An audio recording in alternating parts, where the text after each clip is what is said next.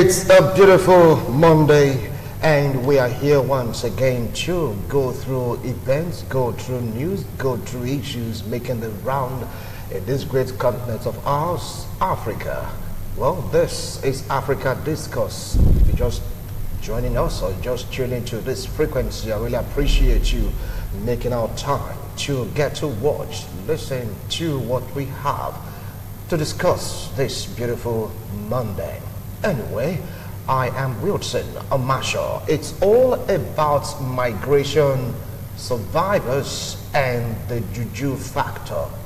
Yeah, I know so many things are like happening in Africa, but this came out so strong for a station like BBC to really bring out a report or a story about the way the migrants are feeling, about their fears, about them going out there in search of Juju priests, in search of clergymen and women, priests or priestesses, just to fortify them, so to speak, or to wash them, so to speak, or to make whatever covenant they've entered into in course of their migration to be null and void or ineffective.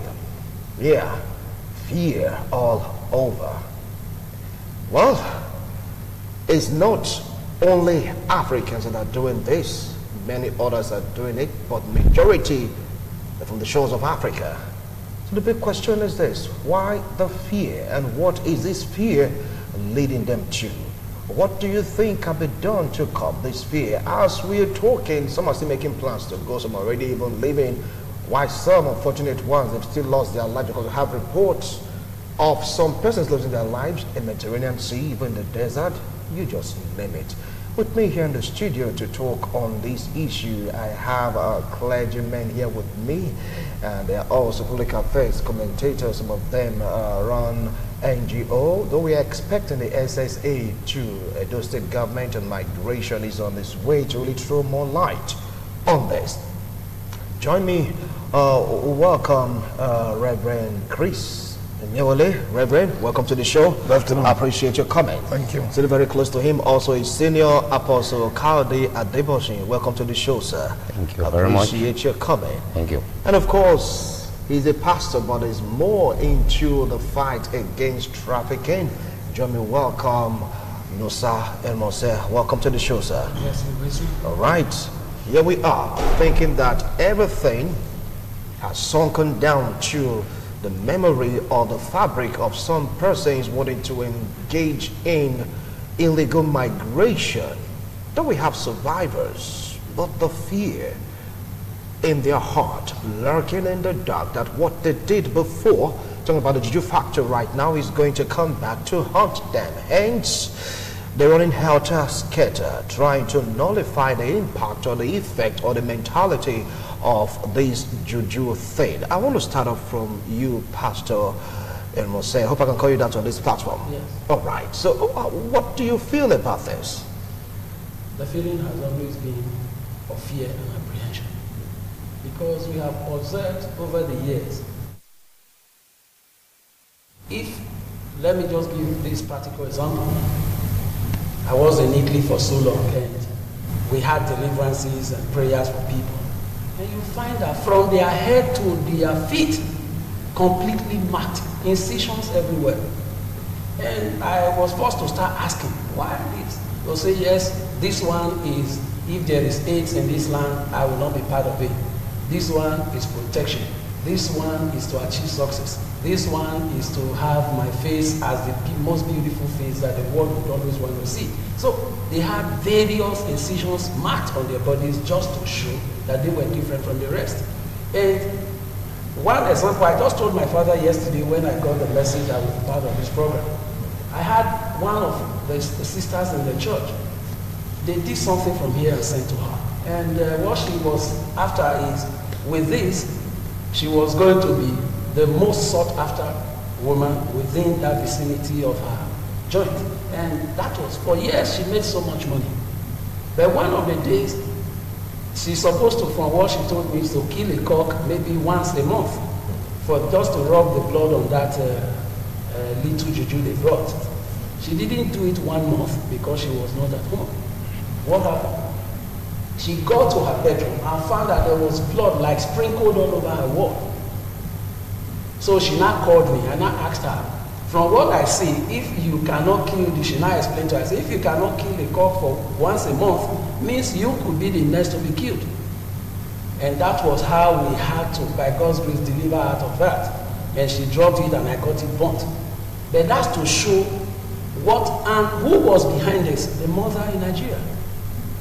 She must call the mother every morning and even on a daily basis, which means something was used to keep her down, which was more of mysticism, or what you call voodoo or juju as it were presently. So it has always been there from the 80s, not now, from the 80s, from the 90s. I remember when some of my schoolmates left them, they would tell you, once you get before the immigration police, you will not be seen. It's like you are going to become invincible, which is a big lie. And so many of them were happy to do all those things, whether it is from church, whether it's from the other side, and that's how it has been, and it's still so till date. All right, I'll come back to you. Wow, expository. Senior Apostle, you heard him. What's your angle on this? Yeah, I believe is what you believe about this juju or prayer or conjure of the thing. You see, many of us traditionally we believe that if you want to migrate to anywhere, you need to protect yourself because you've not been there and you've heard about the danger there. So African mentality, most especially in Nigeria, and again with this our situation, it makes all our men, our women that migrate to other countries to prepare themselves. And believe me, it worked for them. It worked for them, and that is why they practice it. I have many events that they will come and say, yes, Baba, what you have did is working. They will go and come back. But there is danger in everything, because sometimes you may forget the rules and regulations, and that is why we in spiritual churches, we always counsel anybody. If I'm going to give you an oil or a candle, I will tell you, don't put your faith on all these things, but believe that it's God that makes everything work. So pray to God all the time. But if you use all your mind to believe that until you light a candle, until you put oil on, and you forget your God, then you are making a great mistake. Because one day you will part with all these things and you go and meet your Creator. And it's not that candle or the oil that will make you to make heaven.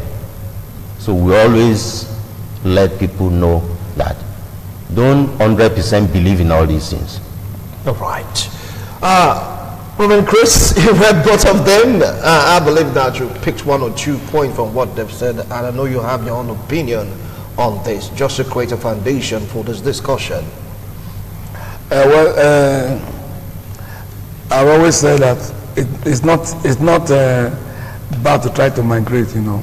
It's not bad to, because every one of us want to live good life, we want to live better life. We have migrations on every side. You have even those from Europe, America, Asia, they come to Nigeria here too. All they are looking for is not just to make fun, they want better life, you know. So to migrate is not wrong, but it is the means how you go about it that is the issue. For example, you understand that the issue of juju, as somebody who is spiritual and as a pastor, it will be wrong for me to tell you that juju is not efficacious, because I understand the both sides. It will be wrong for me to say that it's not efficacious. But the only thing I can guarantee you that it's not an lasting solution to anything, because again, you now talk about Satan. You know, I don't know whether you believe in the existence of Satan. So Satan had his own kingdom, hierarchies of his kingdom, and had his own operation. So you expect that sometimes men could have their way depending on juju. But what I have found that it's not something that is something that you can depend on for life, because from my own experience, those things fail with time. So I will be wrong to tell you that it's not efficacious, but it is when we trust in God that we can be sure that our solution will be solved at least solved and solved permanently. So if people go by, if for example, if you went for migration and then you make covenants with people on the premise of that trust, then if anything happens to you, you are the one that went to subject yourself to them. That's the issue. Because if, for example, you want to go and travel, because I understand how it's done, those who come into traffic, they get people who are interested. They tell them the terms, you know, we will take this from you, we will take this from you, we will take this from you. If you agree on those terms, and then you went ahead and then reach an agreement and you submitted yourself to them, the Bible actually tells that you are a servant to whom you subject yourself to. So if you went that way and gave out your vital, part of your body to people, using that a kind of surety to ensure that you keep covenant with them, then you must keep those covenants, because if you don't, it can happen to you. So you will not blame God, because God didn't tell you to do that. All right, so for what three of you agree to is all about covenant. Now, right now we have some surviving migrants. It got to the peak that some proclamations were made, especially in Benin City, and of course it's like a vibrating message that this must stop. If not, this and this will happen. Of course, everything used against you has been nullified, so to speak. But how come they are still living in fear? Because the clip you just saw is a testament or testimony of some women from Africa, Nigeria, who don't want to go to the States right now, saying that they are scared. They are afraid because of what they've done, the covenant they've entered into. You could see some priests trying to cleanse them using water, using whatever means they want to use to cleanse them. Why this fear? Is that covenant still effective? Like has been agreed, definitely. If you enter into a covenant, you must follow the processes. Because you cannot say, if you have 100 naira and you say, let me have change, they are going to give you no longer naira, it becomes kobo. That is the same currency. So that's the same way it is. If you have accepted to be under the rule of this, definitely the right word has been used, is efficacious. There is nothing you are going to do about it. You can nullify it by a superior power. And we saw what happened in March 2018, while the Oba of Benin, Oba Ewai, and the priests were gathered and pronouncements were made and invocations made, and we believe it's been revoked. But the truth is, you cannot revoke a covenant that you are owing. You are still indebted. And so it's not like the covenant has not been revoked, but you must pay the debt you owe.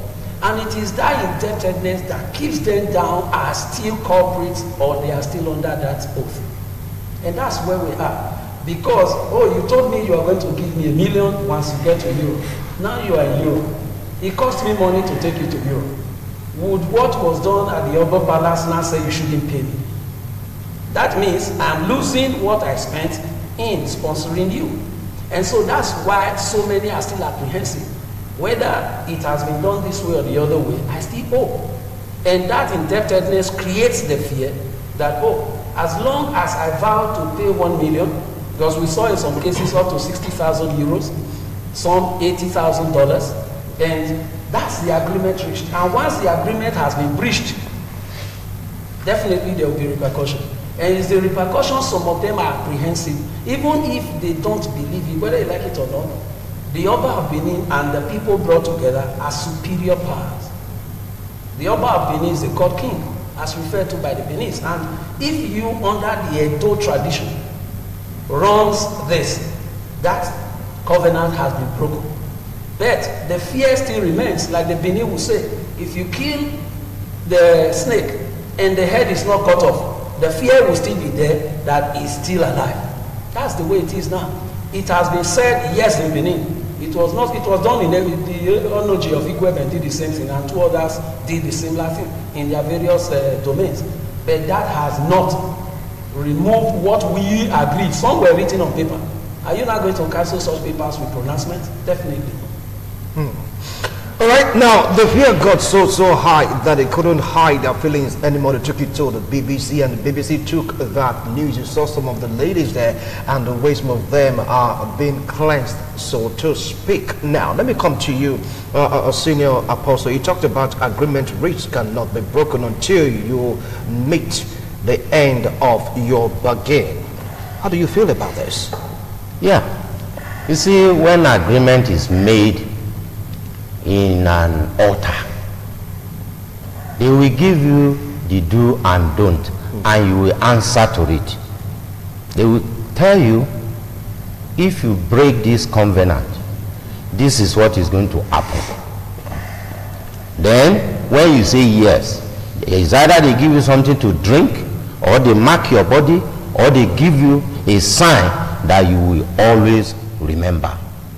Now they make a pronouncement that all those things are invalid. But who is going to break the covenant that you have made? The one they caught you, the one you drink, the one you put on your head? So that is why when I heard about this thing, I look at it 2 ways. This so-called migration of the thing caused all these things, and these are things that you cannot tell them not to go and swear an oath. They will tell you it's not going to work. So they go far to go and swear an oath. And when you swear an oath, you know the repercussion. You just have to pay for it. Then, since the Oba have made a pronouncement that all these things should be stopped, whatever they have made as an oath, they need to pay for it. That is my support. Okay, just joining us right now in the studio, though I introduced him earlier on, SSA to Edo State Government on Migration, Solomon Okodua. Solomon, welcome to the show. Thank you, my brother. Appreciate your coming. Thank you so much. Despite the traffic, you were able to make it. Thank you so much for coming. All right, it is to get to your turn. You just hold on. Now, Reverend, you heard both of them. They say insisted what you've written, what you agreed to, the pronouncement was made. Well, I think that this is done, dusted, but here we are. Now, will these things still happen? Do you see these migrant survivors, so to speak, going back to what they were want not to go to, like prostitution? After all, if they don't do it, they can't pay the said debt. I believe that the proclamation made by the revered king will work for the following reasons. Number one, the king occupies a very strategic place in the scheme of governance on the earth. You see, God himself set order on the earth, and that's why he's the one that enthrones kings and he's the one that dethrones kings. Whether those kings are loyal to him is another factor, but because he is the one that enthrones and dethrones kings, once he enthrones kings, he puts power in the mouth of the king, you know. And in these circumstances, the king came in under a compassionate ground, you know, because you need to know what it is. You need to know what these our young ladies go through, you know, to pay so much debt, you know. So the king came in as a compassionate royal father to set these people free. Under the premise on which the king came in and made proclamations, I believe that those people are completely set free. If they do not return back to prostitution, if they find a way of living their own life without returning back to their vomit, I believe that there's nothing that will happen to them. That's my own opinion as a spiritual man, because I do understand the power of a king when he's enthroned. Whether on his own, whether he is loyal to God, is another factor which we are not here to discuss. But what is most important is that as a king, the way God will look at a king under the circumstances which he operated to set people free, because that is the wish of God. I believe, because for example, the king did not tell them that, okay, come and make some sacrifice to me, or make sacrifice to my palace before it was. So I believe that those who was released will set those people free. Will set them free. Well, Solomon Okodo, I believe you're following the discussion, and I know you just brazen outside to listen to some point that we are making. Here we are, some survivors. Talk about the migrants that survived, that are still there in Europe. They are very much apprehensive. African migrants from Nigeria, Liberia, Sudan, you just name it, an African continent. They are there now. They are very much scared because of the covenant they entered into. Yes, a proclamation has been made, but the fear is still there. I believe you have one-on-one contact with these people. You've spoken to many of them. Do they express these fears to you? Because BBC took the news that many of them are really, really scared, and they came out on air to say it, that they are afraid.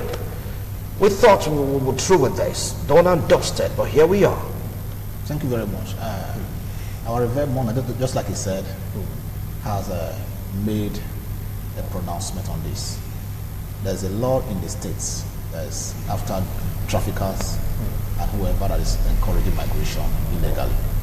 And the Omonobanendu Kwapolopolo Bawari II has also succumbed and then to come out in his own capacity to come with a strong message, a strong worded pronouncement that whoever embarked on such venture in the area of trafficking, so and so will happen. So people who are in Odessa and the victims who are in abroad has been liberated.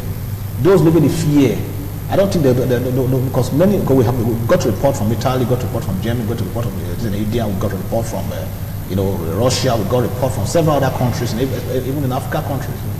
Yes, they don't look guys. If you don't want to pay madam, don't go into prostitution. So most of them are not into prostitution. Most of them are doing their house help. Most of them are they are using their skills to do what they know how to do best in the various countries. You understand? So what we are against is that exploitation, sexual exploitation. Somebody enslaving you, exploiting you, and enriching himself or herself. And that is what the Omonoba has come to stand against. I said, no, it must not happen. That on no account must a good person be in slavery, must a good person be exploited. And that I believe. So this, what activity is doing now and what other media are helping us to do is to amplify what Oba has said, to ensure that this message gets to the ears of every victims. To because one thing that torments every man is fear. So if you don't hear, if you know, if you have the knowledge of what the fact before you, that yes, I'll be free. The Oba has said they said that from this day, from the day they neutralize this cost, he said from this day that every cost placed on victims is hereby neutralized. He has said, just like you said, dusted. No cost on earth will forever we go after those victims, except the fear of their mind. So if you choose to say that I'll be free, just like the Bible says, if you know the truth and the truth shall make you free. So if you know the truth and the truth, then this is what is happening in my land. I know yesterday I was a victim of this sexual exploitation, and today the Lord has said I'm free. I am free indeed. You will be free, madam. I'm not going to be your slave. I'm not going to pay you a dime. If you raise an alarm, I will report you to the security agencies. The madam will quietly allow you to go. And that one has been going. A lot of madam has been grumbling that their business has not gone. And our advice to them is there are other business you can do. Must you stick to this, heinous, this business that the heaven and earth has stood against, the gods of the land has stood against it, and even the law of the land, the government of the day has also stood against it. So choose something else to do. There are other better ways you can earn a living abroad. Without doing this called human trafficking. So most of the girls in Europe are living freedom in the free life. They are not being molested at the way they were used to. They were used to, be encaged. Put this in a place of total surveillance. arrange things for them and allow them to go into what they wanted to do because they want to pay such a huge amount of money, $35,000, $40,000, 30,000 euros, as the case may be, to a particular mother. These are girls that don't even fly to Europe. These are girls that pass through Sahara Desert, pass through the Mediterranean Sea and land in the city of Lampedusa or Sicily in Italy. Now they are made to pay the sum of $30,000, 30,000 euros, $40,000. And also there are the Juju priests in Nigeria. They also have percentage, but we thank God that since Oba has said so, many of them have since quiet. You understand? So Edo State government on its part is also enforcing the law. We have a whole lot of them in on our investigation. Now you know the Nigerian judicial system, the way it works. But we are working towards conviction.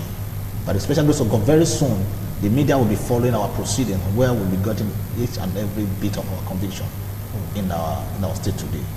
The governor has said before the end of his tenure, the human trafficking must reduce drastically, and illegal migration must also be reduced drastically. That is why you see the intensive advocacy everywhere, in churches, in mosques, in schools, and every other places, marketplaces. First, the information must go around. Secondly, we must let the people know that there's a enabling law now in Edo State. And third, there must be reintegration plans. And that reintegration plan, that is where Edo State government is, partnering with other international donors to reintegrate and empower returnees. Because when you look at the time past, the reason why a lot of people the reason a lot of people encourage that traffic or illegal migration, because the government we are not having a kind of a sustainable program that will encourage, returnees in the state. But thank God, this government has said no. This is a problem. Let us address this problem because I've seen it's a problem. You understand? And that is where a lot of people have come into Edo State, different countries, different donors, NGOs has come to Edo State and say, yes, how can I be part of it? So I'm being part of our program through medical, services system. So I'm being part of our program by counseling. So I'm being part of our program by providing so many things. So it's an enabling environment that the state government has created that has never been there before. All right. Now, I appreciate if the presidential director could just go back to that clip, because I had to pick a question from that clip. According to the report, some of these migrants pay some priestess, pay some pastors, pay some priests to carry out this cleansing, so to speak. Are they being exploited? No, sir. In this regard? Definitely. Because for you to be out of the spell of which you believe, the big deal here is the fear factor. I am under a spell. I needed this broken. I want to be liberated. And in trying to do that, you are not going to also pay another priest or priestess somewhere where you are presently and say, okay, you do this for me.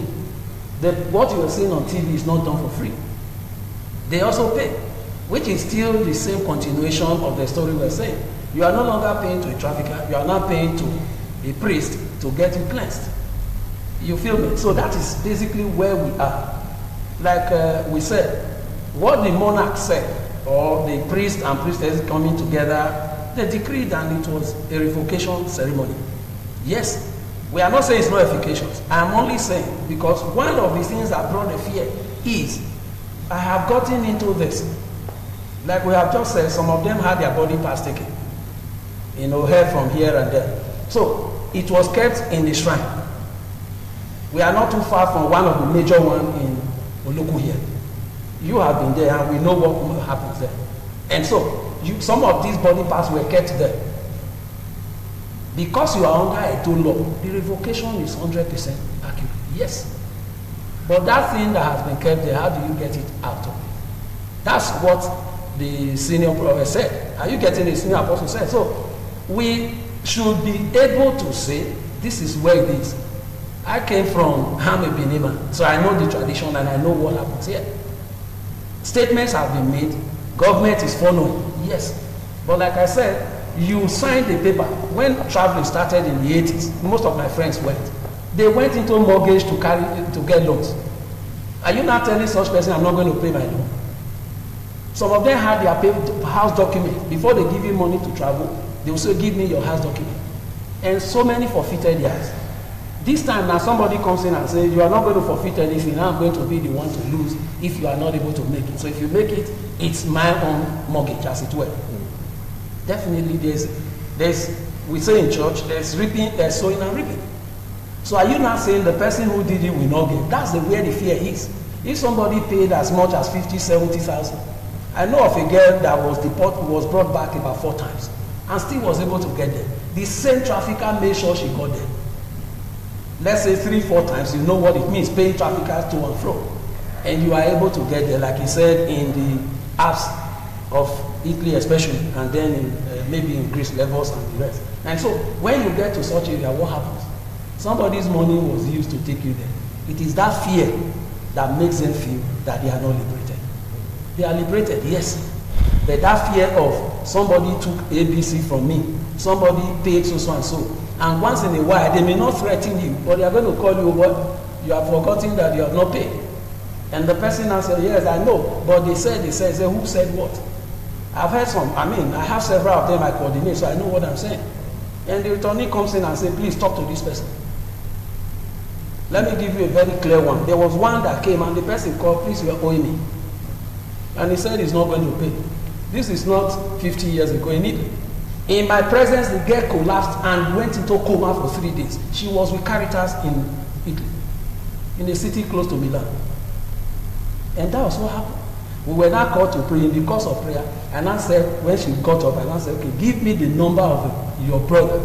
He said he's the uncle, who is a native daughter here, that worked with the trafficker to get her sent abroad. And the man was boasting to me, he will do this, he will do this. I'm saying this on TV, and I said, if you gave me 3 days, I give you 2. And so let's see if the God I said is bigger than the God. By the second day, he called me and said he's not boasting to that girl. She's liberated, she's free. This is practical. I'm not talking of what he said. She was being remoted from Benin in Italy. She was in coma twice before I was called as the third person, as the third day time. And so these are things that create fear. Her friend was living with her there because they needed to get somebody who could interpret her language because she couldn't speak Italian. That's why, because she just got in as a data. So somebody was translating for her, and that person now will try to say, this is what is happening. The uncle said to the reverend sisters that were taking care of her. So these are practical things. And if that other girl saw what happened to this one, that fear is going to be there, which means this thing is still working. And it is that fear factor that some traffickers are still using that creates what we have seen on BBC. Because at times, as it were presently, this is what I know now is happening within even the churches. That you dream of the pastor who initiated it. Yes.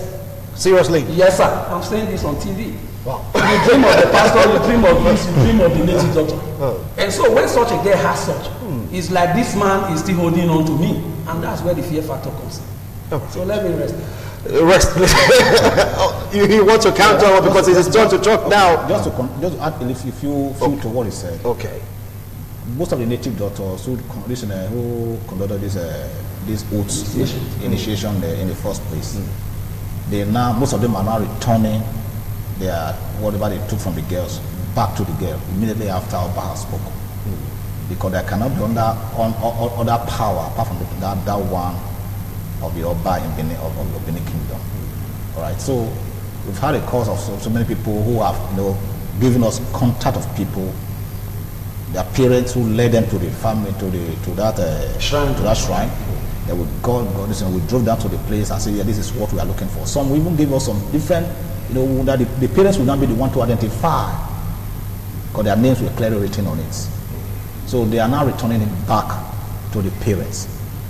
All right. So that is information before us.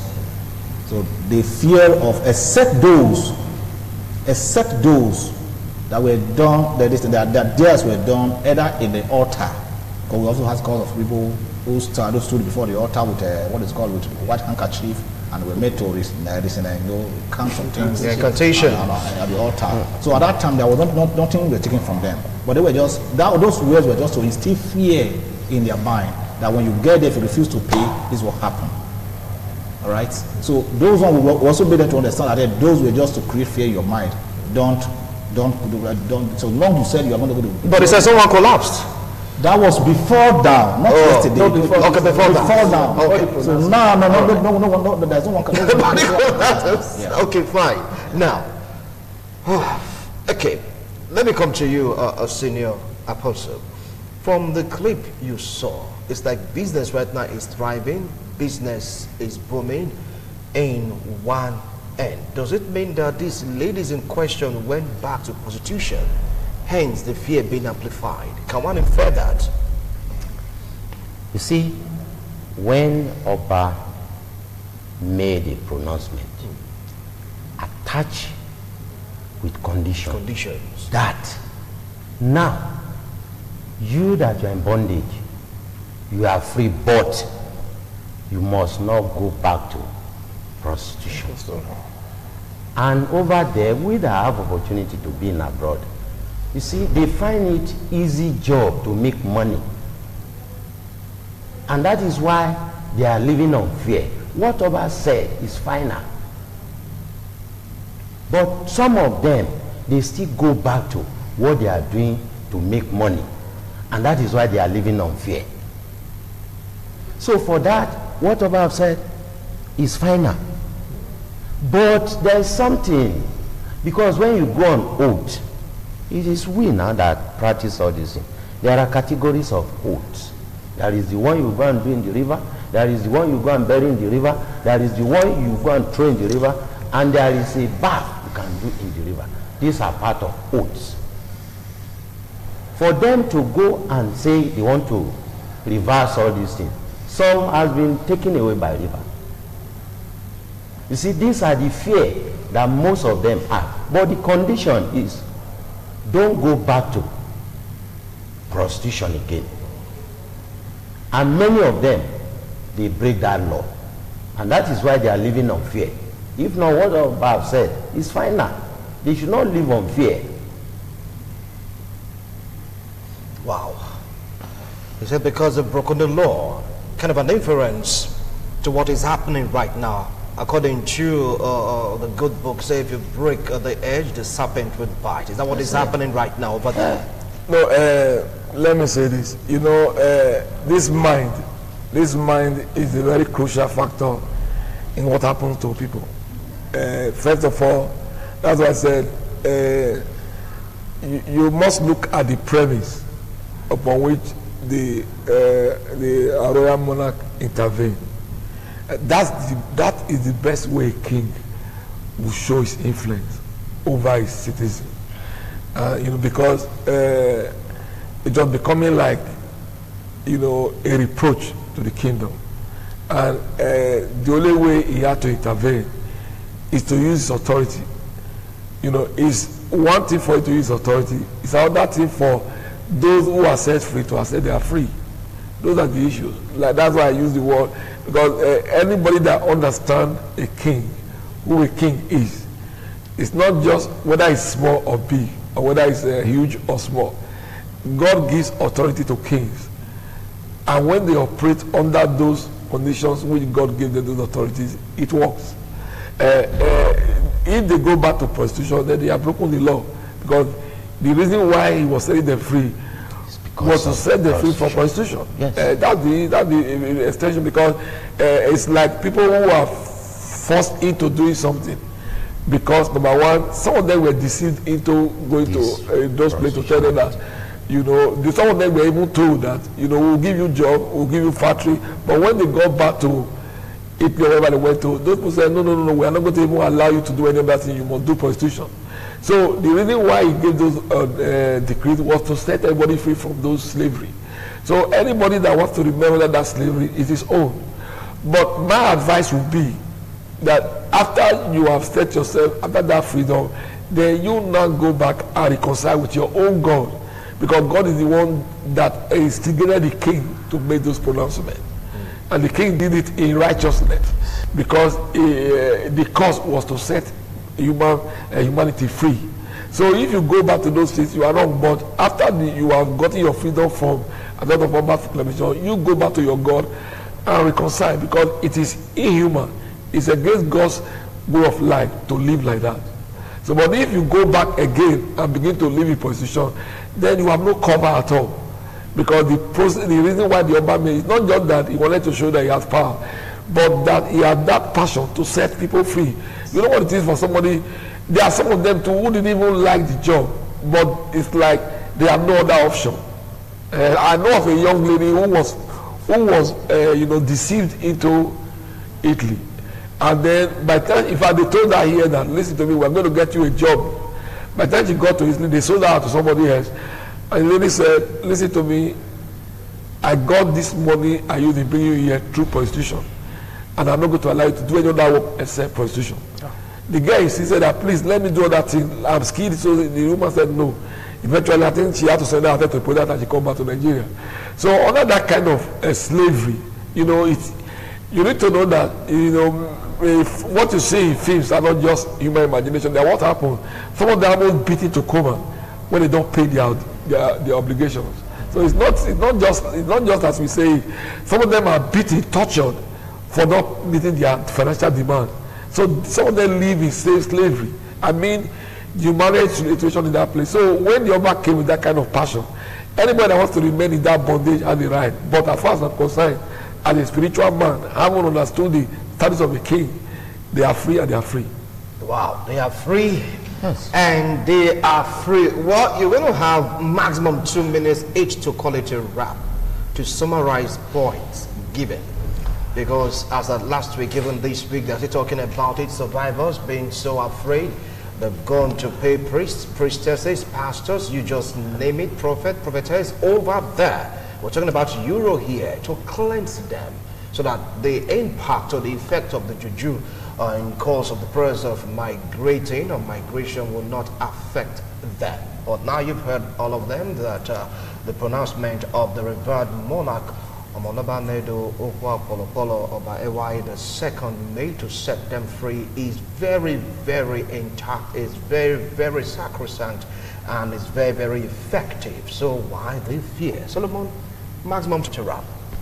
Yeah, I would like to tell Edo people that governor of Edo State has them in mind. That is the reason why he quickly brought out that law and signed it into law for the good people of Edo State. The law is working and it's effective. Traffickers have been apprehended and they are in court right now. They are in our custody right now. So there are other ways to do a legitimate business abroad. The idea of exploitation, the idea of smuggling people out of this country for your personal gain, for now is prohibited. Both the recruiter, the driver, the receiver, they are all the same according to the law. The law is waiting. It's not like the one we used to hear. The law is waiting. So if you are into this business, I want to appeal to you at this time to please look for elsewhere, look for other things to do. The law is working and the law is waiting. The God of the land is against it, and the law of the land is against it. Thank you so much, Solomon Okodua. Pastor Nosa. Yes, like we have agreed, one thing is very clear. Trafficking has been a major challenge we've had in the last 2 decades. Now that we are resolute in taking it out, let all hands be on deck to getting it out and rooting it out permanently. Yes, like the governor said, let's bring it to the barest minimum. We are going against barest minimum. We can eradicate it. If we started the thing and we decided to kill it, we can as well kill it. So we can stop trafficking. It's not about if, like somebody will say, you don't need to travel abroad to make it happen. There are so many rich men and women who didn't travel out of their land. Just be a solution to a problem. Anyhow it is. If you are a solution to a problem, definitely that brings you wealth, that brings you good personality, and that brings you credibility in the society. So I'll rest it. Thank you so much. Senior Apostle? Yeah. I believe what we have said so far concerning those people that embark on such business will be a lesson to them. My advice is they should remove their hand from such legal business. No, illegal business. It is not biblical. Because many of us were attached to one or two religions. And when you go into prostitution, or you maybe finance somebody to go to prostitution, you are not doing well for that person. And I believe in our nation now, those are the things that we don't want. These are the stains that we don't want. And I believe from now, they will remove their hand from such illegal business. Illegal business? Yes. All right, thank you so much, Senior Apostle. Reverend? Well, my advice for the one that is trafficking and the one that is a bit traffic, they should both of them turn a new leaf. And those who are already victims of those issues, they should believe the saying of the king that they are free and they are free. They should go back and reconcile with their God and stop doing that illegal or illicit business, and God will have mercy on them. All right, thank you so much, Reverend. Well, you've heard them. There's no cause for alarm. There is no cause for fear. Yes, there is Africa Discourse, all about migration and the Juju factor. Over the week, BC picked up the news that some surviving migrants are so scared about the impact of the Juju. Anyway, and it's not only Nigerian migrants. We have others also from other parts of Africa, but major of them, they are from this end, Nigeria. Well, we're speaking from a Nigerian perspective right now. If you are from outside Nigeria, I think you have to go to your traditional ruler to tell him to do the same thing that the other Benin did. Or is it for everyone or people from Nigeria only? It's for Edo State. Okay. Well, everybody should benefit from it. Benefit from it. You can benefit from it through the benevolence of God. You can tap into it. Anyway, thank you so much, gentlemen. I appreciate your wonderful analysis. Hope when I call on you next time, you oblige. Thank you. All right, thank you so much. Well, you're free. You are free. Don't go back to your rate. It's been done, dusted, and of course, we are still monitoring. Bye for now.